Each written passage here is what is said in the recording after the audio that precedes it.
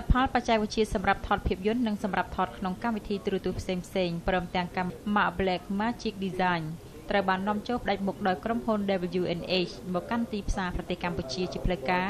នាពេលថ្មីៗកន្លងទៅនេះដោយសារតែតម្រូវការនៃផលិតផលទាំងនេះកំពុងមានកំណើនជាលំដាប់នៅកម្ពុជាហើយដើម្បីផ្ដល់ភាពងាយស្រួលដល់អ្នកប្រើប្រាស់ក៏ដូចជាដំណោះស្រាយដ៏ល្អសម្រាប់អតិថិជននិងតម្រូវការអ្នកប្រើប្រាស់បានជំរុញឲ្យក្រុមហ៊ុន WNH ធ្វើការបើកសម្ពោធជាផ្លូវការនិងបានដាក់បង្ហាញនូវផលិតផលដល់អតិថិជនលោក Nelson Japiter នាយកគ្រប់គ្រងក្រុមហ៊ុន WNH បានមានប្រសាសន៍ថាយើងមិនត្រឹមតែនាំមកនូវផលិតផលដែលមានគុណភាពល្អសម្រាប់អតិថិជនរបស់យើងប៉ុណ្ណោះទេតែយើងក៏បានផ្ដល់នូវដំណោះស្រាយដ៏ល្អដល់អតិថិជនរបស់យើងនៅកម្ពុជាដែលទាំងនេះគឺជាមូលហេតុដែលយើងនាំយកផលិតផលទាំងអស់មកកម្ពុជា